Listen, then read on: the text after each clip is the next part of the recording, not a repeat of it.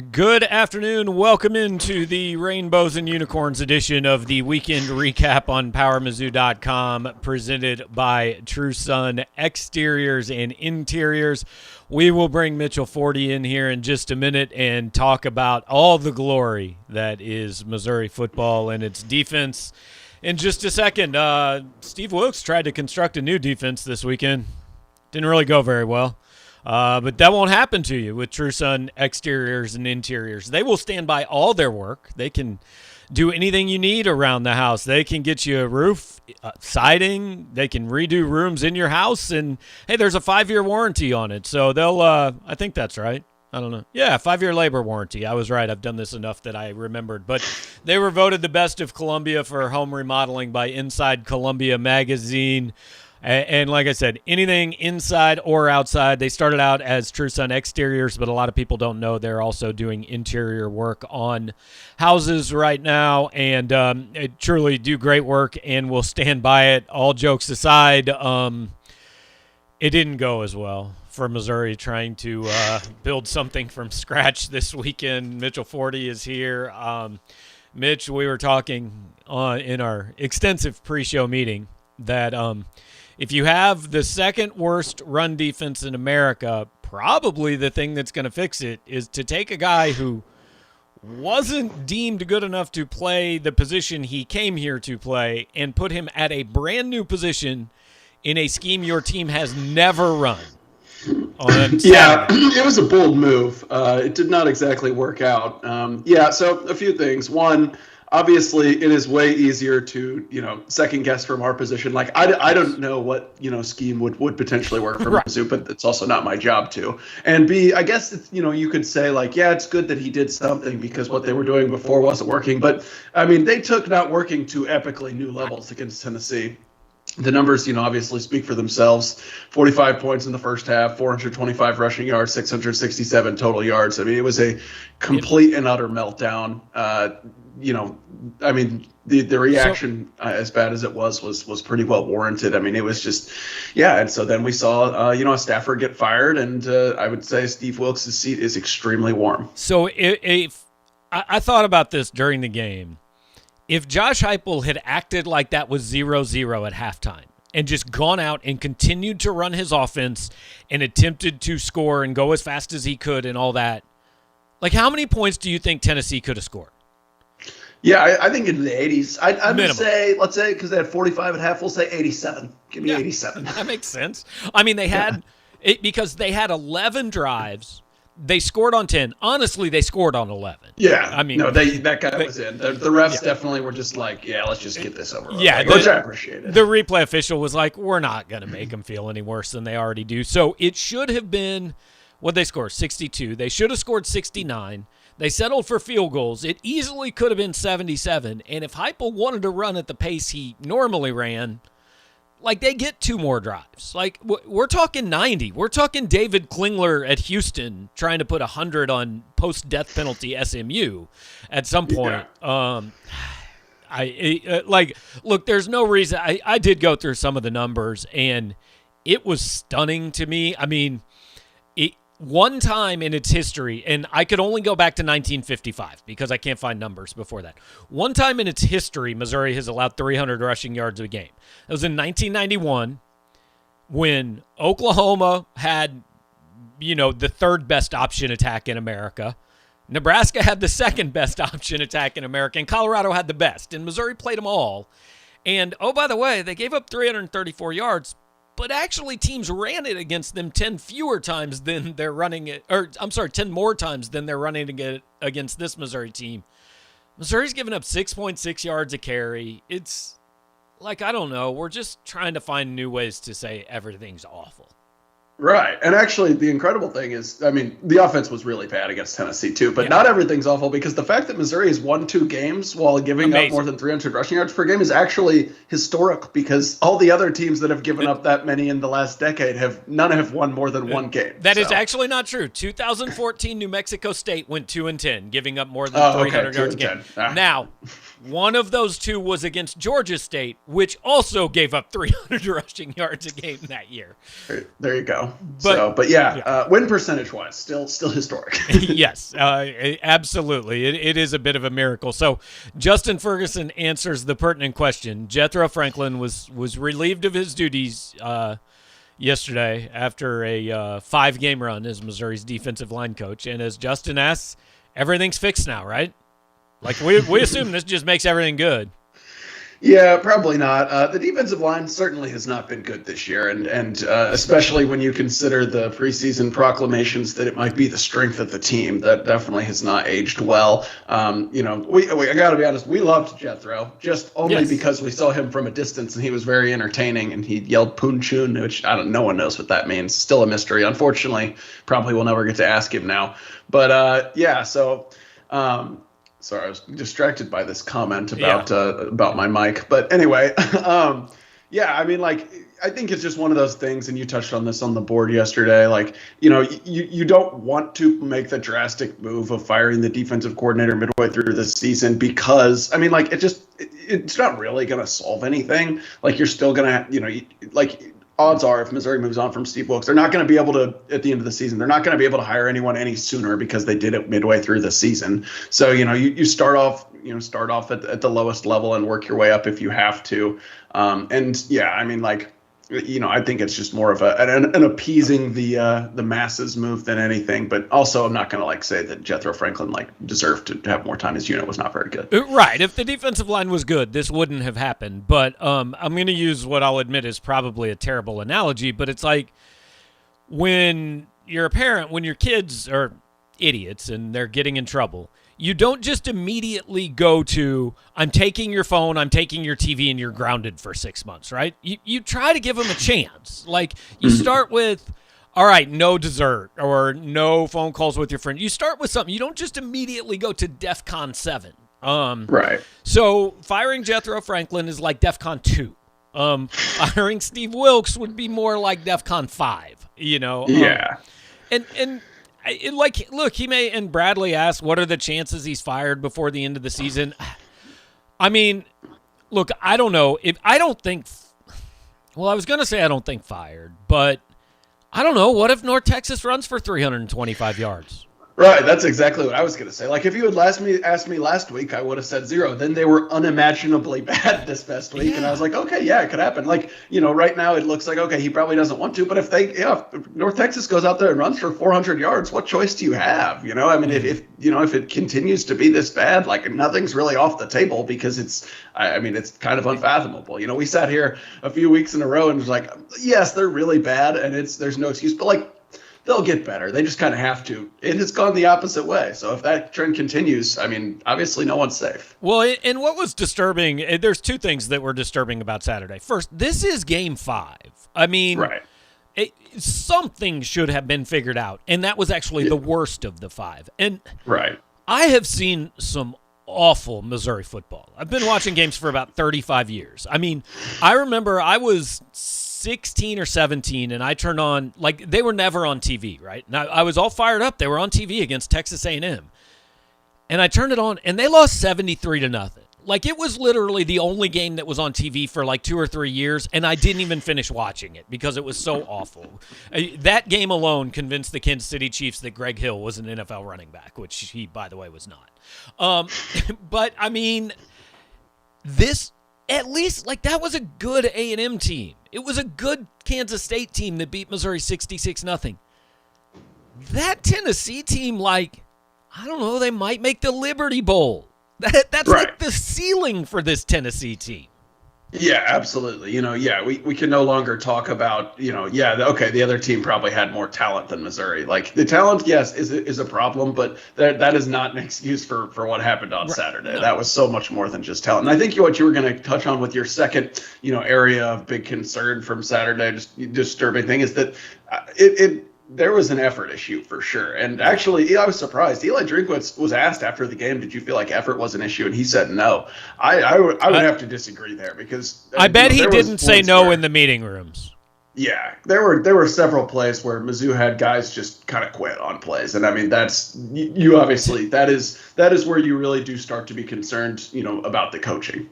Tennessee averaged more than 3.8 yards per carry before being touched. I mean, and yet Mizzou still missed 29 tackles. I don't believe that number, by the way. God love PFF, but that can't be right.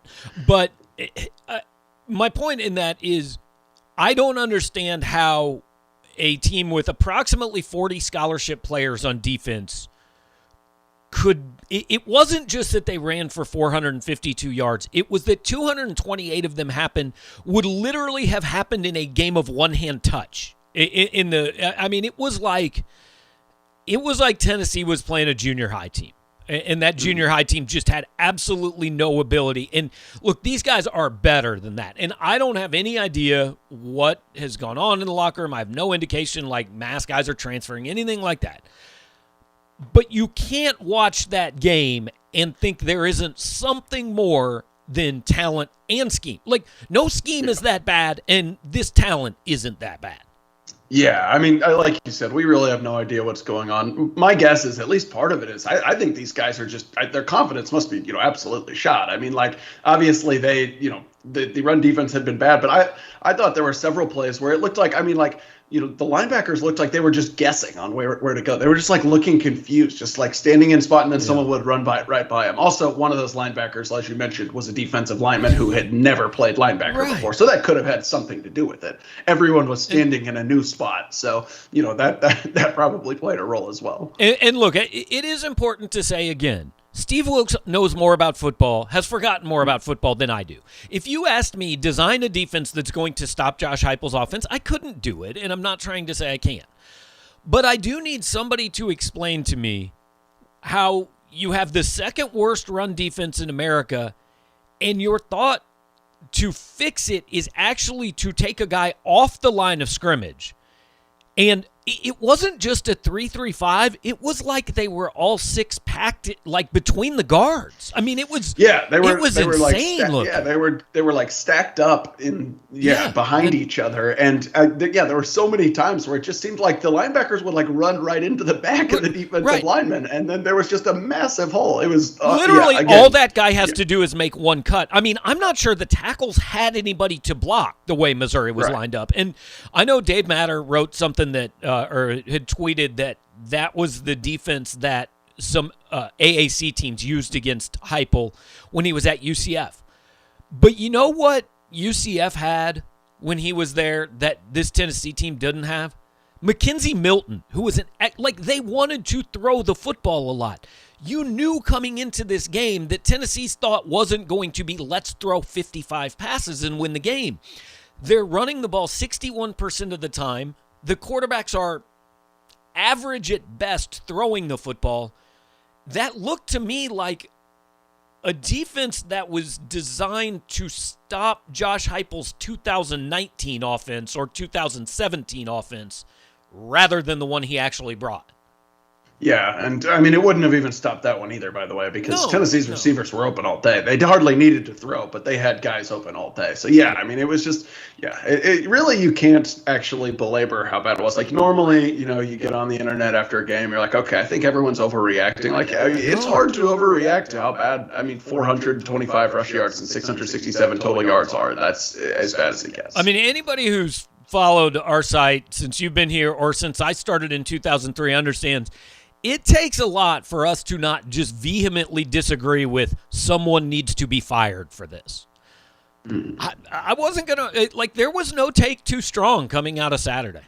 And I'm 100%, yeah. I mean, other than the head coach, obviously, he's under contract for way too long. It's his second year. He's the seat's not hot or anything like that. But as you wrote in your column, this does start to magnify the magnifying glass or increase the scrutiny around him a little bit. I mean, it's he's no longer the guy who can do no wrong. It starts to be like, okay, wow, let's see if he can be the guy, because now I'm not so sure. That was pretty discouraging. Yeah, that's the difference. He's not in trouble. His seat isn't hot.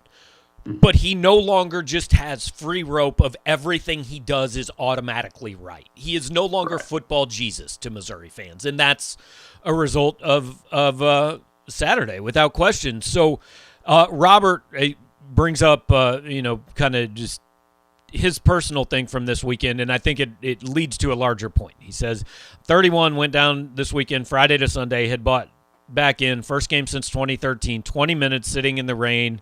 The game was over, and that really left a bad taste in my mouth. So, look, I fully admit, I have said the onus has been on Missouri fans. Like, you need to show up and show this guy that all these things you're tweeting are – no, that's gone. No more complaints about how many people show up. I don't care if there are 12,000 people against North Texas. That performance earned that. There gets to be zero complaining about buy-in and support and all that. You have to give them something, and Missouri is giving them almost nothing right now. Yeah, for sure. And yeah, the crowd wasn't anything, special Saturday, but it doesn't need to. I mean, moving forward, like I wouldn't blame anyone who doesn't want to go watch that game. So yeah, 100%. And I just think, and we talked about this a little coming into the game, but obviously it was even worse.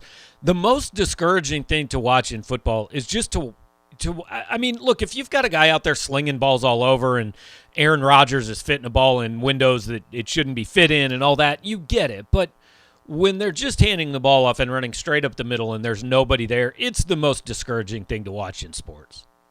Mm-hmm, for sure, yeah. And like I said, it wasn't – I mean – I just felt like Mizzou's defense, it looked so discombobulated. I mean, it looked like there were guys just like standing straight up and just kind of looking around like they just had no clue what to do. It was honestly fairly surreal. So, yeah, I mean, I don't know how much more we could say it. It was not good. Right. So, like, how does this get fixed? That's the thing. I don't know. And I truly, like, I don't have, like, I mean, obviously, like we said, it's not our jobs to come up with a scheme that would fix this defense. But, like, I have no idea. I mean, it seems to me that, I mean, like I said, these guys seem lost on the field. And clearly this was an attempt to change things, and it made it worse. So, like, I don't really know. I mean, I have no idea what the answer is, other than maybe you just try to dumb it down as much as possible and say just, beat the guy in front of you and try to tackle the ball carrier. But, like, I don't know if that was going to work. Why wouldn't they have? I'm sure, like, that's kind of been tried to do already. So, like, I don't know. I think it is, I'm past the point of where I was a few weeks ago saying, like, okay, yeah, they'll get better. They'll get it fixed a little and maybe just go from the worst to bad. Like, I don't know if that's even on the table. I mean, I think they will get better. They, like then Saturday, yeah, but like, but I mean, I would be shocked if they end the season giving up 300 rushing yards and 500 total yards a game. I don't think it's going to be that bad, but it is going to be bad. The most amazing thing I did this morning was literally, if Missouri gives up 0 rushing yards the last 7 weeks of the season, and everyone else continues to give up their average, Missouri is still 53rd in the country in run defense. Like 0 yards for 7 weeks. That's, I mean, that's kind of cool, actually. I kind of liked that number, but that's wild. But no, the key is what you said earlier. Look, I'm not getting paid $1.2 million to know how to fix it. Like, my job is not to be the doctor who does the operation that fixes you. But, like, I can tell if the bone's sticking out of your leg that something's wrong, right? So I can sit here and say, yo, dude, this isn't right. Now, I don't know what to do about it, but I know it's not right. I know that bone should be covered by some skin or something. There you go. Yeah, that's a fair analogy. And yeah, so I don't know. Yeah, I really don't. I don't have an idea for how it gets better, other than that, like, there are like 3 teams left on the schedule whose offenses are like, who aren't that good, like North Texas, South Carolina, and Vandy. So, like, your numbers will probably look better against them because maybe they'll screw things up. But Boston College is not that good. Tennessee not that good. You know. I mean, Tennessee, without the numbers against Missouri, Tennessee would be 50th in the country in total offense. Like, they're fine. They're not bad, but they're not good. So the way it ultimately gets fixed is just next year, with not only with new players, but also with whether it is Steve Wilkes or somebody else going back to, like, the season ends probably the day after Thanksgiving at this point. Right. So, with Eli Drinkwitz then saying, all right, cool, take the weekend. I'm going to see you on Monday morning, and every single day we're going to be in here figuring out what to do on defense and why what we did didn't work, and what can what can work next year. And so kind of leads to Keegan saying, with the new rule, how big do you think this class ends up being? Basically, you can replace up to 7 transfers out, which gives you the ability to sign up to 32 players this year. Look, if I'm Eli Drinkwitz, I might have my entire front 7 out of the transfer portal next year. Like that's really not an exaggeration, because there's going to be guys leave, whether they're told to leave or they leave on their own, whatever. We know there are going to be guys leave.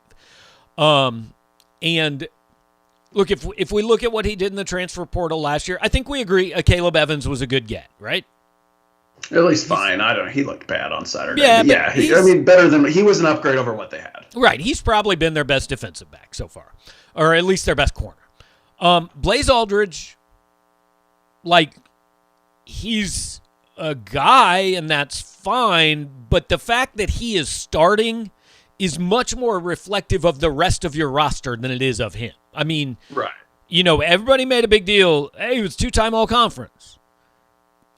It's CUSA, man. It's just not the same thing. I mean, yeah, exactly. I said for Evans, he's better than what they had. That's true of Aldridge as well, but I mean, it's not good enough. If you were going to target one guy to come in and replace Bolton, you needed him to be better than that, frankly. So that, I think you would count that one as a mess. Yeah. Allie Green, I don't know. I guess maybe it looks better now than it did on Friday, because suddenly, after basically not playing for 2 weeks, he played 55 snaps or something like that. 66, yeah. There you go. Play at all, which he's a guy. I don't know. I mean, not too much there. Yeah. Right. And Connor Wood, I get sometimes it happens, but for the most part, you're probably not going from the Big Sky to starting in the SEC in a year. I mean, and I do think he's a guy with a couple more years left after this one. I think that was maybe more of a looking down the, years down the line type of pickup. But yeah, I mean,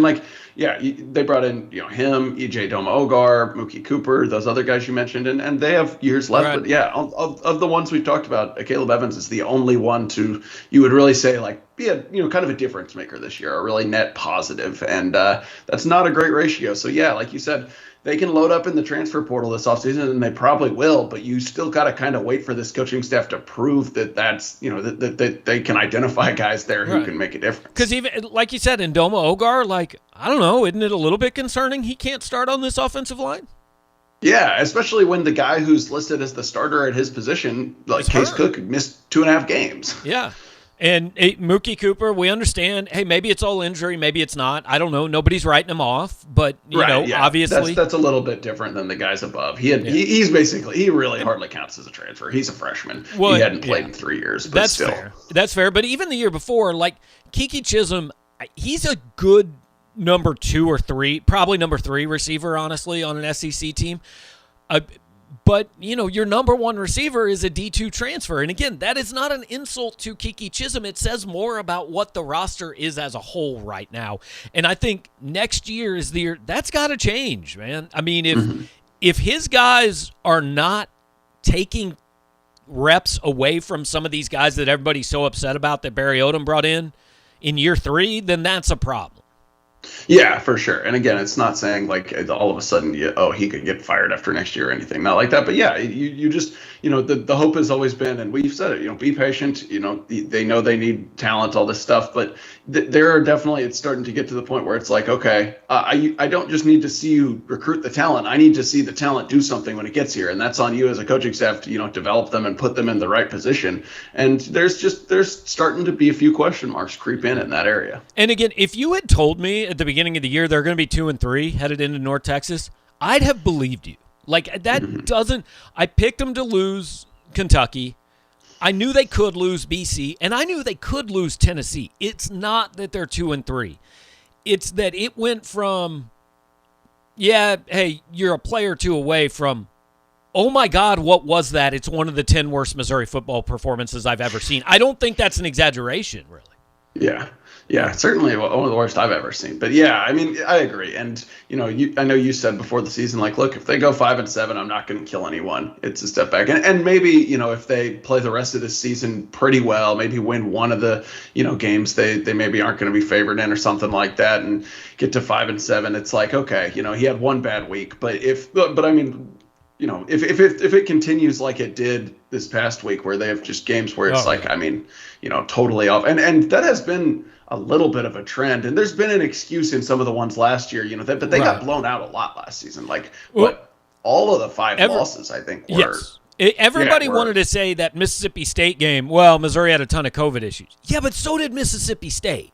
Exactly. Missouri had no desire to be at that game. It was very obvious. Blown out by a bad Tennessee team last year too. So yeah, I mean, like, it is starting to become a little bit of a trend where things start to go the wrong way and can escalate. Again, it's early. We need to know more. We're not making any sweeping decisions mid-season on Eli Drinkwitz or anything like that. It's just that these are the things you start to talk about, especially when things went as south as they did on Saturday. They've got to win this weekend. They've got to beat Vandy. They've got to beat South Carolina, and it would do a lot of people a lot of good if you can find one against A&M or Arkansas, which I still don't think is impossible. A&M looks terrible. Nobody wants to be judged on their worst day. The Missouri team we saw Saturday is not Missouri.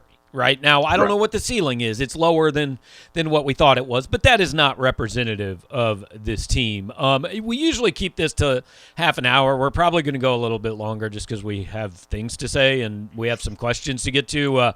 Justin wants to know if we got any update on Realist George. We didn't. He was, according to someone I know, sitting in the stands on Saturday. It has been posted on our board that it seems to have been a suspension. Nobody from Missouri is saying that. We have no answer, and we don't. Right, we have no. The basic answer is the people who we are required to go through to find out this information do not know. I mean, that's the answer. We have certain channels we have to go through to get this information. We have asked them now for 3 days or for 2 days, and no, they don't know. So we'll let you know when they know, I guess, but ultimately he didn't play last week. I assume he'll be back and play this week, but I have no idea. So the thing that people are concerned about now is recruiting, and Kyle asks if it's safe to say we aren't getting any commits from the weekend visitors. I mean, no, not necessarily, right? I mean, if bad teams never got any good recruits, then they would always just be bad teams. I mean, Gary Pinkel never would have built a program if he wasn't able to get it. Now, look, I think Saturday made their job harder, is what I've said. Like, it definitely made the sales pitch a little bit more difficult, but it doesn't mean they just can't recruit now. Yeah, I agree. I do think that is maybe the one area of overreaction from the weekend. It's like these recruits weren't under any, kind of illusion that Mizzou was some powerhouse. They knew they had flaws, and that was bad. But I don't know. Like you said, they weren't. If they just wanted to go to a team that was blowing everyone out, they would already be going to those teams. For the most part, again, aside Luther Burden, the one exception, but for the most part, they're not good enough to go to those teams. That's why Mizzou's in the running to get them, and a lot of the teams they're recruiting against have issues as well. So I think they'll be okay. I mean, this staff has shown the ability to, sell themselves and sell recruits on coming in and turning it around. I think, I don't think that game alone is going to be the cause for concern. If we see more staff turnover, does that mean maybe you see one or two guys, that were on board hop off or that had Mizzou on a short list, cut them out maybe. But that's also, that when you get rid of a guy, you don't say if at the end of this year, it's not going well, or after this next week, you're like, well, if we fire Steve Wilkes, we're going to lose that 1 4-star commit. No, it's not worth it, because you need a better coach in there who probably knows will be able to form relationships with guys that, he didn't have previously. Right. So, and people have reacted to the Marquise Gracial tweet, which we don't have any idea what it was about right now. Yeah, who knows? It would seem coincidental for it to come out 45 minutes after Jethro Franklin was fired, the coach at his position at the school he's going to, and it not be related. But it is possible it's not related. But even if it is, if you thought Jethro Franklin's not good enough to do the job here, you don't keep him to sign Marquise Gracial.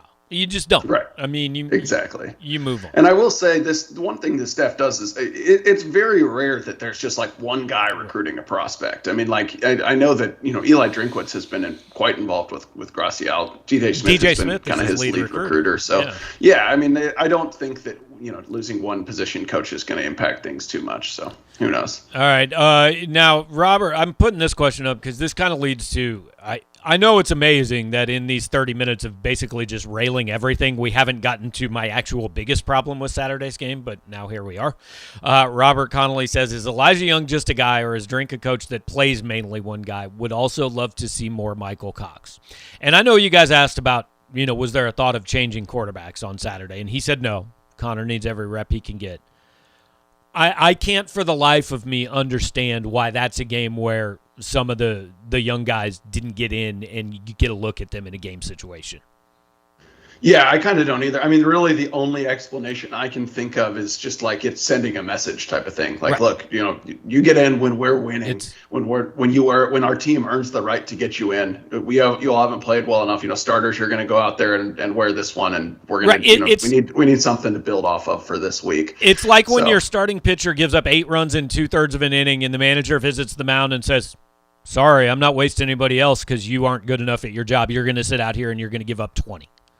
Yeah, exactly. And I could see it being something where he tells the younger guys, like, look, sorry, the starters, that's on them. You can blame them for that one if you want. I don't know. I don't know if that little motivational lesson is worth, the extra, like hits on these guys and not seeing what you've got in maybe some other guys at certain positions, but whatever. Well, I mean, because I understand some of the complaints about it. I just think that it was such a disaster of a day. Like that's not at the very top of my list of issues. And I understand that nobody got hurt, so that's fine.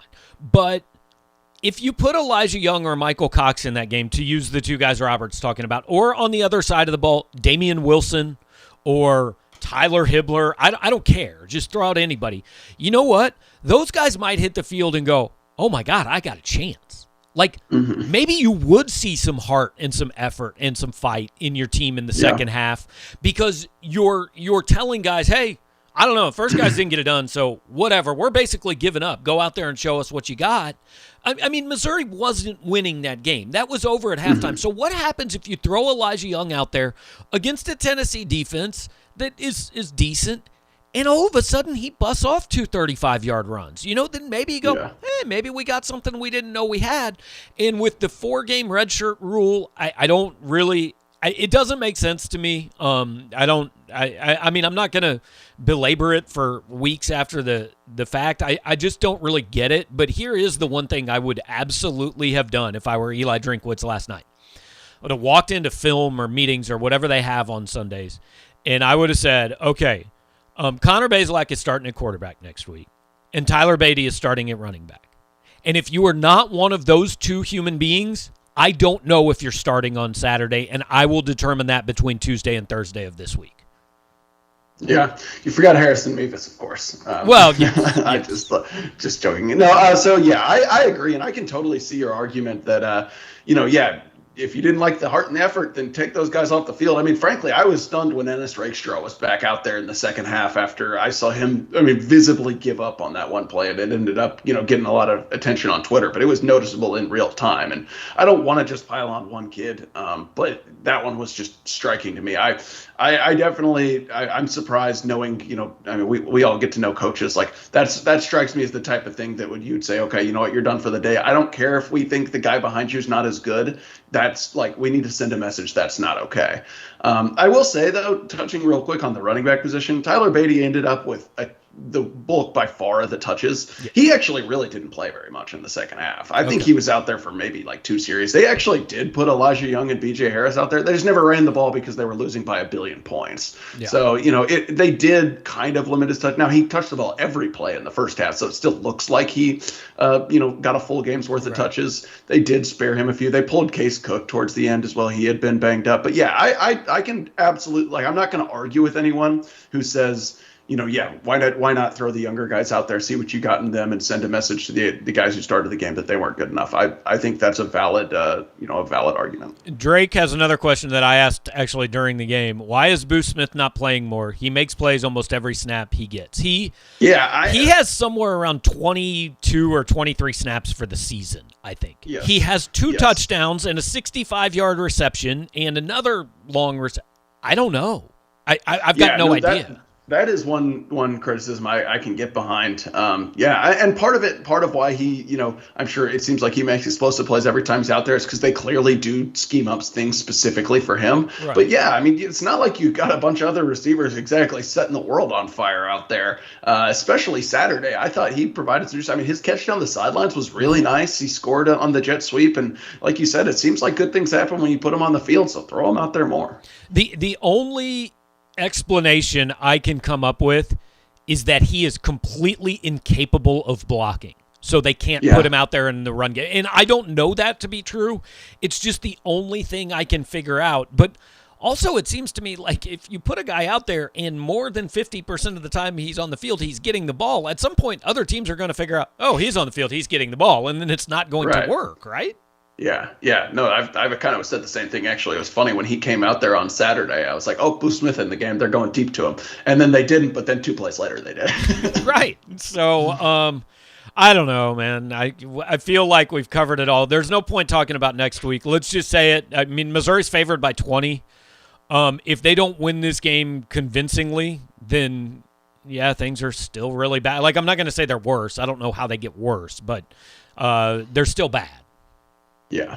No, you just need to, at a minimum, you need to see just some turning around from an attitude and awareness standpoint. Like, you can't see players just looking confused out there. You can't see people getting pushed around and blown up. You just, at a minimum, you want to see a team looking like it has something to play for. And this is, its biggest game on the schedule because it has to be better than it was last week. So, and Drinkwitz said last week that the key to the defense improving was getting their guys' confidence back. Well, wherever it was last week, it is far lower this week, right? Yeah. It should be. I was struck by on Saturday. It's just like I thought they just looked totally lost, and I don't know how you fix that in a week. I really don't. Yeah, I don't know, man. I feel like we should end this saying something good. You got anything good? Not really. Drew Lock played, but he was a disaster. It wasn't good, yeah. No, I don't have much. I'm sorry, guys. I've got something. It's not gonna be all good, but we are in the phase of Missouri fandom that we start to now convince ourselves that basketball season is going to rescue everything, right? So, hey, we'll have basketball media day on Wednesday. The season doesn't start till November 10th, so you've got a good solid month to convince yourself that this is a no-doubt NCAA tournament team until January 25th when you're super mad and you want the coach fired and you convince yourself that Missouri football will win 10 games next year. Yep, exactly. Yeah. January 25th, by the way, is extremely generous. It's usually, what'd you say, it starts November 10th. It'll probably be December, a month in. It'll be all right, when spring football start? I was just trying to say maybe we'd get through without a loss to Sam Houston or South Carolina State or whoever. The non-con's fairly tough. There's a lot of losable games in there. Yeah, well, it's the cycle of life. I'm being extra negative today. All right, man. Well, appreciate it. We'll talk to you. We'll talk to you here on Wednesday. I'll probably talk to you before then. Sounds good. All right, have a good one. We're going to let Mitch go. Going to remind you guys that this show is brought to you every Monday by someone that is fully capable of a rebuild and a reconstruction, and that is True Sun Exteriors and Interiors. They will get the job done for you guys. They will work on your time frame and work with you on any home project you have. Sometimes you need a professional to come see your space and help make it work for you. And the team over at True Sun Exteriors and Interiors was voted the best of Columbia 2021 when it comes to home remodeling. They can do it all. It's not just a name, it's a passion at True Sun Exteriors and Interiors. You can get a hold of them on the internet at TrueSunExteriors.com, or you can also call them at 573-442-7292 and set up an appointment. Look, guys, it wasn't the most positive show, but hey, if you want us to blow sunshine where the sun don't shine, probably you're on the wrong site, because there's not a lot to feel great about. Maybe there will be next week. I don't know. We'll have the recruiting show tomorrow with Sean Williams. Mitch will be back on Wednesday with the 573 report, and we'll start looking ahead to North Texas for homecoming at 3 o'clock on Saturday. So appreciate all you guys being here. While you're here, before you leave, hit that like button. Give us a thumbs up. If you're listening on the podcast, leave the podcast a good review. Leave some nice comments, and we appreciate you guys. Once again, check out True Sun Exteriors, and we will talk to you all later on.